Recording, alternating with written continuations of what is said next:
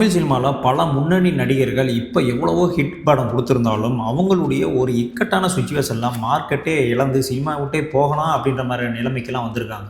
அப்படி வந்திருக்கக்கூடிய அந்த டாப் 10 நடிகர்கள் எப்படியெல்லாம் கம்பேக் குடுத்தாங்க? எவ்வளோ கஷ்டங்களெல்லாம் சந்திச்சிருக்காங்க? எப்படி திரும்ப வந்து ஒரு தனக்கான ஒரு நிலையான இடத்த பிடிச்சாங்க? அப்படின்ற மாரியான ஒரு விஷயத்த தான் வந்து பார்க்க போறோம். இதுல உங்களுக்கு பிடிச்ச நடிகர்கள் கூட கண்டிப்பா வர்றதுக்கான வாய்ப்பு வந்து அதிகமா இருக்கு. ஏன்னா நம்ம சொல்லப் போறதே வந்து பார்த்தீங்கன்னா, டாப் 10ல இருக்கக்கூடிய நடிகர்கள பத்தி மட்டும் தான் இந்த வீடியோல வந்து சொல்லப் போறோம்.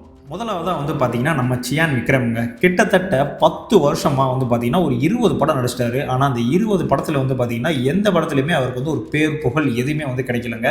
ஆனா, இந்த ஃபர்ஸ்ட் படம் வந்து அவருடைய படம் என்ன அப்படின்னு வந்து பார்த்தீங்கன்னா, என் காதல் கண்மணி. இதுதான் அவருடைய ஃபர்ஸ்ட் படம். ஆனா, இந்த படம்லாம் பண்றதுக்கு முன்னாடி வந்து பார்த்தீங்கன்னா, அவர் வந்து டப்பிங் ஆர்டிஸ்ட்டா இருந்திருக்காரு. நெறைய பாட்டு பாடியிருக்காரு. சீரியல்ல வந்து நடிச்சிருக்காரு. இதுக்கெல்லாம் அப்புறம் கிட்டத்தட்ட ஒரு 15 வருஷம் கழிச்சு வந்து பார்த்தீங்கன்னா, 1999ல பாலா டைரக்ஷன்ல ரிலீஸ் ஆன சேதுன்ற படம் தான் அவருக்கு ஒரு மிகப்பெரிய கம்பேக்கா வந்து இருந்துச்சு. இதுக்கு முன்னாடி வந்து பார்த்தீங்கன்னா, அவர் கிட்டத்தட்ட 22 படங்கள் வரைக்கும் நடிச்சிருக்காரு. ஆனா, விக்ரம்னு ஒரு ஆள் வந்து இருக்காரு. இவர் ஹீரோப்பா அப்படின்ற மாதிரியான விஷயங்கள் யாருக்குமே வந்து தெரியாது. ஸோ அந்த அளவுக்கு வந்து அவர் வந்து இதுக்கு மேல சினிமால இருந்தா என்ன பேசாம போயிரலாம் அப்படின்னு ஒரு சிச்சுவேஷனுக்கு கூட வந்திருப்பாரு. ஸோ அந்த நிலைமையில இருந்து கிட்டத்தட்ட 15 வருஷம் வந்து கஷ்டப்பட்டு அவர் கொடுத்த ஒரு கம்பேக் படம் தான் இந்த சேது படம்.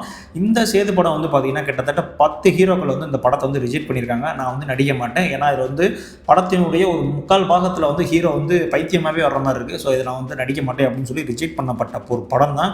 அதுக்கப்புறம் வந்து நேஷனல் அவார்டுலாம் வாங்கி, ஃபிலிம்ஃபேர் அவார்டெல்லாம் வாங்கி, சியான் விக்ரம் அப்படின்னு பேரே மாறுற அளவுக்கு வந்து வந்துச்சு. இது மட்டும் இல்ல, இந்த படம் வந்து பார்த்தீங்கன்னா 4 லாங்குவேஜ்ல ரீமேக்கும் பண்ணாங்க. ஸோ அந்த அளவுக்கு வந்து பார்த்தீங்கன்னா, ஒரு ஒர்த்தபிளான படம். சியான் விக்ரம் அவர்களுக்கு ஒரு மிகப்பெரிய ஒரு கம்பேக் கொடுத்த படம் தான் இந்த சேது படம். அடுத்த 2வதா வந்து பார்த்தீங்கன்னா, நம்ம விஷாலுங்க. நம்ம விஷால் வந்து பார்த்தீங்கன்னா, துப்பறிவாளன், இரும்பு திரைன்னு சொல்லிட்டு ஒரு நார்மல் ஹிட் படங்கள்லாம் குடுத்துட்டு தான் இருந்தாரு. ஆனா, அதுக்கப்புறம் வந்து பார்த்தீங்கன்னா, எனிமி, சண்டைக்கோழி 2, சக்ரா, ஆக்ஷன், கத்தி சண்டை, வீரமே வாகை சூடும், லத்தி அப்படின்னு சொல்லிட்டு தொடர்ந்து ஒரு 7 வருஷத்துல ஒரு 6 படங்கள் வந்து ஃப்ளாப் படமா குடுத்துட்டாரு. ஸோ இதுக்கப்புறம் வந்து அவ்வளோதான், விஷாலோட அந்த ஃபீல்டே வந்து காலி ஆயிடுச்சு. இதுக்கப்புறம் வந்து அவர் ஹீரோவா நடிச்சா யாருப்பா பாப்பா? தொடர்ந்து வந்து ஃப்ளாப்பா குடுத்துட்டு இருக்காரு. இவர வச்சு யாருப்பா படம் எடுப்பா? அவரே ப்ரொடியூசர் தான். பேசாம அவருக்கே வந்து ப்ரொடியூஸ் பண்ணி படம் எடுத்தா தான் உண்டு அப்படின்னு ஏகப்பட்ட ட்ரோல்ஸ்லாம் வந்து வந்துட்டு இருந்துச்சு. ஸோ அதுக்கப்புறம் வந்து பார்த்தீங்கன்னா, ஒரு பக்காவான ஒரு கம்பேக் கொடுத்தாரு. விஷால் வந்து மார்க் ஆண்டனி அப்படின்ற ஒரு படம் கொடுத்தாரு. என்னதான் டாப் ஹீரோக்கள் மட்டுமே 100 கோடி படம்லாம் கொடுத்துட்டு இருந்த ஒரு சிச்சுவேஷன்ல, விஷால் அவர்கள் வந்து உள்ள வந்து ஒரு 100 கோடி கிளப்ல வந்து இணைஞ்சாப்புல. ஸோ அந்த படம் தான் வந்து இந்த மார்க் ஆண்டனி. ஸோ என்னதான் 6 வருஷமா வந்து படம் வந்து ஃப்ளாப் ஆயிருந்தாலும், அடுத்த ஒரு கம்பேக் கொடுத்து அடுத்த தலைமை வந்து உள்ள வந்து ரீஎன்ட்ரி ஆயிட்டாப்புல. அடுத்ததான் வந்து பார்த்தீங்கன்னா, ஆக்டர் அரவிந்த் சாமி. இவர் வந்து 90ஸ்ல வந்து இவர் எல்லாத்துக்கும் தெரியும். இவர் வந்து பாம்பே, ரோஜா அப்படின்னு சொல்லிட்டு பல ஹிட் படங்களை வந்து கொடுத்தவர்.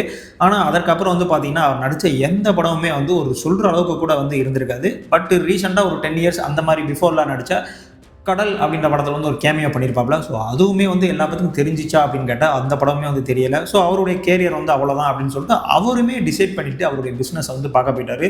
ஸோ அதுக்கப்புறம் வந்து படங்கள் எதுவுமே வந்து சரியா பண்ணவே இல்லை. அதுக்கப்புறம் வந்து பார்த்தீங்கன்னா 2013ல ஒரு மரண கம்பேக் கொடுத்தாப்புல. தனி ஒருவன் அப்படின்ற படத்துல சித்தார்த் அபிமன்யு அப்படின்ற ஒரு கேரக்டர் பண்ணாரு.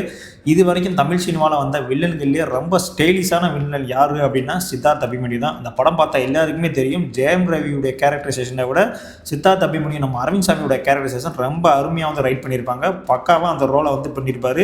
ஸோ இப்போ வந்து பார்த்தீங்கன்னா, அரவிந்த் சாமி அவர்களுக்கு வந்து வில்லன் ரோலெல்லாம் செட் ஆகுது அப்படின்ற மாதிரிலாம் சொல்லிட்டு இருந்தாங்க. அவர் வந்து ஒரு சாக்லேட் பாய், அவர் வந்து ஒரு லவ் சப்ஜெக்ட் தான் வந்து அவரால் நடிக்க முடியும், அவரால் வில்லன்லாம் பண்ண முடியாது அப்படின்ற மாதிரிலாம் சொல்லிட்டு இருந்தாங்க. அது எல்லாத்தையும் தூக்கி போட்டு உடைச்சு ஒரு மிகப்பெரிய ஒரு கம்பேக் கொடுத்த படம் தான் இந்த தனி ஒருவன்.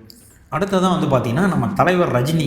என்னன்னா ரஜினிக்கே வந்து கம்பேக் குடுத்துருக்கீங்களா அப்படின்னா, ஆமாங்க, ரஜினிக்கே கம்பேக் தான். ஏன் சொல்ல வரேன் அப்படின்னா, 1995ல பாட்ஷா படம் ஒரு மிகப்பெரிய ஹிட்டு. அதுக்கப்புறம் 99ல ரிலீஸ் ஆன படையப்பா படம் அதுக்கு மேலே வந்து ஹிட்டு.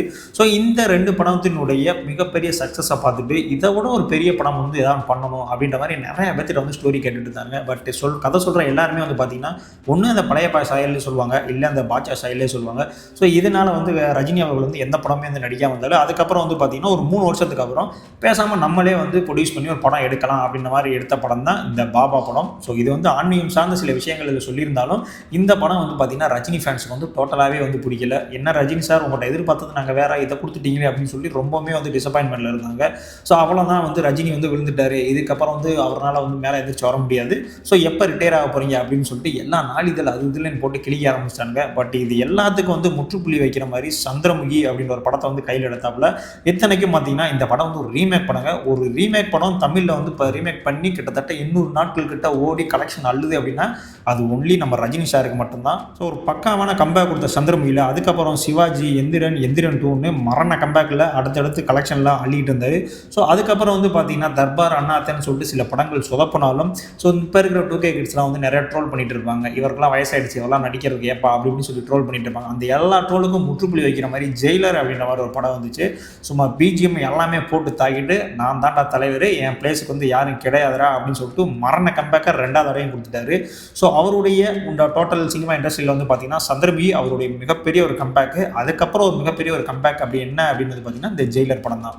தான் வந்து பார்த்தீங்கன்னா ஆக்டர் சூர்யாங்க 2013 சிங்கம் படம், சிங்கம் 2 இது வந்து ஒரு மிகப்பெரிய ஹிட்டுங்க.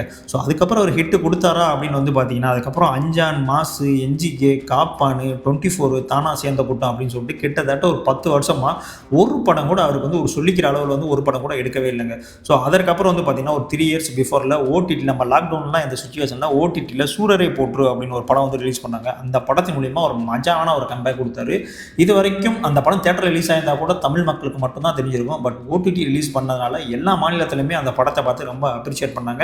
அந்த படத்துக்கு வந்து பார்த்தீங்கன்னா அவர் நேஷனல் அவார்டும் வந்து வாங்கினார். பட் என்னதான் வந்து அவர் சூரரை போட்டில் ஒரு கம்பேக் கொடுத்தாலும் தியேட்டருக்கே ரிலீஸ் ஆகி படம் வந்து ஹிட் கொடுத்து கிட்டத்தட்ட வந்து பார்த்தீங்கன்னா 15 வருஷத்துக்கு மேலே ஆகிப்போச்சுங்க.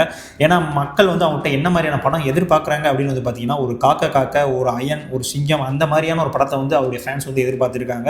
ஆனால் அவர் நடித்த அந்த கங்குவா படமாகட்டும், அதுக்கு இப்போ ரீசெண்டாக வந்து ரெட்ரோ படமாகட்டும் எல்லாமே சூர்யா ஃபேனை ஏமாத்துற மாதிரி தான் இருக்குது. ஸோ அவருடைய கம்பேக், செகண்ட் கம்பேக் சீக்கிரம் வரும் அப்படின்றது மட்டும் நம்ம வந்து உறுதியாக நம்புவோம். அந்த 10 வருஷத்தில் சூர்யாவோட வீழ்ச்சியிலேருந்து மீட்டெடுத்த ஒரு படம் எது அப்படின்னு வந்து பார்த்தீங்கன்னா சூரரை போற்று மட்டும்தான்.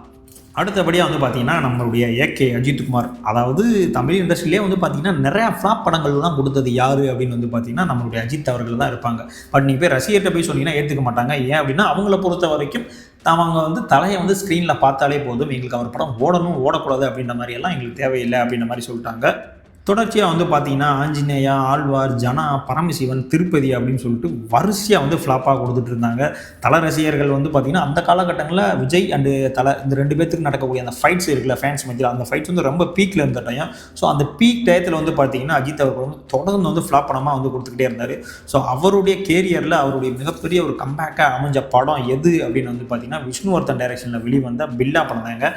டோட்டல் தமிழ் சினிமாலே வந்து பார்த்தீங்கன்னா ரொம்ப ஸ்டைலிஷான ஒரு கேரக்டர் எடுத்து பண்ணியிருப்பாப்புல. இப்போ வரைக்கும் தமிழில் ரிலீஸ் ஆன ஒரு ஸ்டைலிஷான படம் எது அப்படின்னு கேட்டிங்கன்னா அந்த பில்லாவாக தான் இருக்கும். இப்போ வரைக்கும் அது ஒரு கல்ட் கிளாசிக் படமாக தான் வச்சுருக்காங்க. படத்தில் வந்து அவருடைய ஸ்டைலு, பிஜிஎம், சாங்ஸ் எல்லாமே வந்து பீக்கில் இருக்கும். இந்த அஜித்தை தான் நாங்கள் எதிர்பார்த்தோம் அப்படின்னு சொல்லிட்டு கிட்டத்தட்ட ஒரு 8 வருஷத்துக்கு அப்புறம் மஜா கம்பேக் கொடுத்த படம் தான் இந்த பில்லா. அடுத்தபடியாக பார்த்தீங்கன்னா நம்ம தலையை சொல்லியாச்சு, நம்ம தளபதியை சொல்லாமல் எப்படி போகிறது. தளபதிக்கு வந்து பார்த்தீங்கன்னா 2007 போக்கிரி படம் ஒரு மிகப்பெரிய ஹிட்டுங்க. அதுக்கப்புறம் வந்து பார்த்தீங்கன்னா குருவி, வில்லு, சுறா, வேடன், அழகிய தமிழ் மகன் இந்த மாதிரி நிறையா வந்து ஃப்ளாப் படங்கள்லாம் கொடுத்துட்டு அவருமே வந்து பார்த்தீங்கன்னா கிட்டத்தட்ட ஒரு ஃபீல்ட் அவுட் ஆக போகிறாப்புல, அவ்வளோதான் அப்படின்னு சொல்லிட்டு நிறையா ட்ரோல்ஸ் அது இதுன்னு சொல்லி சந்திச்சுட்டு இருந்தாப்புல. அதுக்கப்புறம் அவருக்கு வந்து பார்த்தீங்கன்னா காவலன், நண்பன், வேலாயுதம் அப்படின்ற மாதிரியான ஒரு நார்மல் ஹிட் படங்களும் வந்து ரிலீஸ் ஆச்சு. பட் அவருடைய மிகப்பெரிய கம்பேக்காக வந்து எந்த படம் அமைஞ்சிச்சு அப்படின்னு பார்த்தீங்கன்னா 2012 ரிலீஸ் ஆன துப்பாக்கி படம் தான்.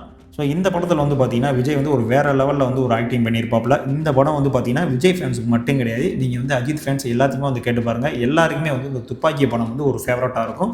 இது வந்து ஒரு ரசிகர் சார்ந்தே வந்து இந்த படம் இருக்காது. ஓவராலாக எல்லா ஆடியன்ஸையுமே வந்து சாட்டிஸ்ஃபை பண்ணுற மாதிரி இருக்கும். ஒரு ரஜினி மட்டும்தான் 100 கோடி அடிப்பாரா அப்படின்ற காலகட்டத்தில் துப்பாக்கி படம் வந்து ரிலீஸ் ஆகி அந்த படமும் 100 கோடி அடித்து தன்னுடைய செகண்ட் பிளேஸை வந்து தக்க வச்சுக்கிட்டாரு நம்மளுடைய விஜய். ஸோ துப்பாக்கியில் கிடைச்ச அந்த கம்பேக்கை வேஸ்ட் பண்ணாமல் அதுக்கப்புறம் வந்து பார்த்தீங்கன்னா கத்தி, தலைவா, மெரசல், தெரி அப்படின்னு சொல்லி மாஸ்டர் இந்த மாதிரி எல்லா படத்தையும் ஒரு பீக் பெர்ஃபார்மன்ஸ் பண்ணி இப்போ உச்ச நட்சத்திரமாக இருக்காப்புல. இப்போ பாலிடிக்ஸ்லேயே உள்ளே என்ட்ரு பண்ணிட்டாப்புல. அது பார்த்தீங்கன்னா உலக நாயகன் கமலஹாசன். ஸோ கமலஹாசன் அவர்களுக்கு வந்து இந்த படம் ஹிட்டு, இந்த படம் ஃப்ளாப்பு அப்படின்ற மாதிரி எந்த படமே இருக்காது. ஏன்னா அவர் பண்ணக்கூடிய எல்லா படங்களும் வந்து பார்த்தீங்கன்னா ஒரு மாதிரியான ஒரு எக்ஸ்பெரிமெண்டல் படமாக தான் பண்ணுவார். ஸோ மக்களுக்கே வந்து பார்த்தீங்கன்னா ஒரு விரக்தி வந்துடும். என்னன்னா இவர் வந்து இந்த எக்ஸ்பெரிமெண்டல் மாதிரி தான் எடுப்பார். ஸோ தனக்கான ஒரு படம் வந்து எடுத்துக்கிறாரு, தன்னை வந்து எல்லாரும் பேசணும் அப்படின்ற மாதிரி எடுத்துக்கிறாரு. இவர் வந்து கமர்ஷியல் ரீதியாக வந்து எந்த படமும் வந்து எடுக்க மாட்டாரு, யாருக்கும் சக்ஸஸ் தர மாட்டாரு அப்படின்ற மாதிரியான ஒரு குற்றச்சாட்டு வந்து கமல்ஹாசன் மேலே எப்போவுமே வந்து இருந்துகிட்டு தான் இருந்துச்சு. ஸோ இவ்வளோ ஃப்ளாப் கொடுத்துட்டாரு, இவர் வந்து யாருக்குமே வந்து போட்டி கிடையாது, இவர் வந்து இவர் வாட்டுக்கு ஒரு ஜானரில் வந்து படம் பண்ணிட்டு இருக்காரு அப்படின்னு எல்லா மக்களும் சரி, பத்திரிகையாளரும் சரி எல்லாமே வந்து சொல்ல ஆரம்பிச்சிட்டாங்க.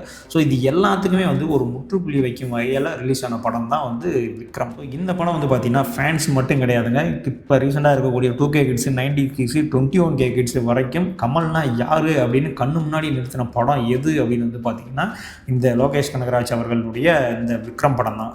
ரஜினி, விஜய், அஜித்னு எல்லாருமே 100 கோடி கலெக்ஷன் பண்ணி சம்பவம் பண்ணிட்டு இருந்தப்ப நம்ம தலைமை மட்டும் சோலோவாக இறங்கி 450 கோடி குரோரில் போய் இணைஞ்சாப்புல. இது வரைக்கும் பாலிவுட்டில் மட்டும் தான் 450 கோடியெல்லாம் வந்து கலெக்ஷன் பண்ணியிருக்காங்க. ஸோ அதுக்கப்புறம் வந்து பார்த்திங்கன்னா நம்ம கமல்ஹாசன் அவர்களுடைய விக்ரம் படம் தான் வந்து 450 கோடியெல்லாம் வந்து ஃபஸ்ட் டைம் வந்து கலெக்ட் பண்ணிச்சு. ஸோ இந்த படம் வந்து அந்த படம் வந்து பார்த்திங்கன்னா கமல்ஹாசன் அவர்களுடைய கேரியரில் தி பெஸ்ட் மூவியாக வந்து இந்த விக்ரம் படம் வந்து இருக்கும். ஸோ அவர் கமர்ஷியல் ரீதியாக ஆரம்ப காலகட்டத்திலேருந்து நிறையா படங்கள் கொடுத்துருந்தாலும் அவருடைய கேரியரில் அந்த விக்ரம் படம் ஒரு பெஞ்ச் மார்க்காக வந்து இன்றைக்கு வரைக்கும் இருந்துகிட்டு இருக்கு. ஏப்பா எல்லாத்தையும் சொன்னேன், என் தலைமை சிம்புவை சொல்ல மறந்துட்டியாப்பா அப்படின்னா, சிம்புவை சொல்லாமல் எப்படி சார் இருக்கிறது? ஏன் கம்பேக்னாலே நம்ம தலைமை சிம்பு தான். ஏன்னா கிட்டத்தட்ட 2010 விண்ணை தாண்டி வருவாயா அப்படின்ற மாதிரி ஒரு ஹிட்டு கொடுத்துட்டு கிட்டத்தட்ட 10 வருஷம் ஆளே காணா போயிட்டாப்புல. அதுக்கப்புறம் ஊடையில் வந்து பார்த்தீங்கன்னா வாலு நடித்தார், உஸ்தி, போடா போடி, இது நம்ம ட்ரிபிளியே, வந்தா ராஜாவை தான் வருவேன், ஈஸ்வரன் மாதிரி கிட்டத்தட்ட ஒரு 8 படங்கள் வரைக்கும் நடித்தாப்புல. பட் இந்த எந்த படத்துலையுமே வந்து அவருடைய பழைய ஸ்டைலு, ஆக்டிங் எதுவுமே கிடையாது. டோட்டலாக வந்து ஆளே வந்து கொஞ்சம் வெயிட் போட்டு வேறு மாதிரி மாறிட்டாங்க. பட் அவருடைய ஃபேன்ஸ் வந்து இன்னுமே வந்து எதிர்பார்த்துட்டு தான் இருந்தாங்க, நம்மளுடைய தலைமை கண்டிப்பாக நமக்கு ஒரு கம்பேக் கொடுப்பாருடா அப்படின்னு. ஸோ அதுக்கப்புறம் வந்து பார்த்திங்கன்னா ஒரு 10 வருஷம் கழிச்சு 2022 மாநாடு அப்படின்ற ஒரு படத்து மூலிமா மிகப்பெரிய வந்து ஒரு கம்பேக் கொடுத்தாரு. அது மட்டும் இல்லை, கம்பேக் கொடுத்ததோடு சரி 100 கோடியோட கிளப்லையும் வந்து அந்த படம் வந்து இணைஞ்சிச்சு. அது மட்டும் இல்லைங்க, அவருடைய அந்த உடம்பை குறைக்கிறது இந்த மாதிரி விஷயங்கள்லாம் அவர் இன்ஸ்டாவில் போஸ்ட் பண்ணியிருப்பாப்புல. ஸோ அதெல்லாம் பார்த்து நிறைய பேர் வந்து இன்ஸ்பயர் ஆகி கம்பேக்னா இப்படி தாண்டா இருக்கணும் அப்படின்னு சொல்லிட்டு 13 மில்லியன் ஃபாலோவர்ஸ் வந்து இப்போ வரைக்கும் இன்ஸ்டாவில் இருக்காங்க. அதிக ஃபாலோவர்ஸ் இருக்கிற ஒரே செலிபிரிட்டி நம்ம தமிழ் இண்டஸ்ட்ரியில் யார் அப்படின்னு வந்து பார்த்திங்கன்னா சிம்பு அவர்கள் மட்டும்தான். ஸோ அந்த அளவுக்கு தரமான ஒரு கம்பேக்கை வந்து அவர் மாநாடு படத்தில் வந்து கொடுத்துருக்காரு. ஸோ இப்போ உங்களுக்கு இந்த டாப் 10ல் இருக்கக்கூடிய நடிகருடைய கம்பேக்கு, அவங்க எப்படியெல்லாம் கஷ்டப்பட்டாங்க, இவ்வளோ தூரம் வந்து போராடினாங்க, மார்க்கெட்டே இழந்து நிற்கும் போது கூட வந்து போராடி ஜெயிச்சு வந்திருக்காங்க. ஸோ அது மாதிரி தான் நம்மளுடைய லைஃப்லையும் நம்மளுடைய எவ்வளோ போராட்டங்கள் என்ன வந்தாலும் சரி, கண்டிப்பாக நம்ம ஒரு நாள் ஜெயிப்போம் அப்படின்னு நினச்சி நம்ம உழைச்சிக்கிட்டே இருந்தோம் அப்படின்னா கண்டிப்பாக ஒரு நாள் அதற்கான வெற்றி வந்து நம்மளுக்கு தேடி வரும். ஸோ இந்த வீடியோ உங்களுக்கு பிடிச்சிருந்துச்சு அப்படின்னா உங்களுடைய ஃப்ரெண்ட்ஸ் எல்லாத்துக்கும் வந்து ஷேர் பண்ணுங்கள். நம்மளுடைய சேனலை மறக்காமல் சப்ஸ்கிரைப் பண்ணுங்கள். நம்மளுடைய சேனல் பெரிய சேனலாக இல்லை, சின்ன சேனல் தான். நீங்களாம் சப்ஸ்கிரைப் பண்ணால் தான் நம்மளுடைய சேனல் மென்மேலும் வளரும். ஸோ இதே மாதிரியான அடுத்த ஒரு வீடியோவில் வந்து உங்களை சந்திக்கிறேன்.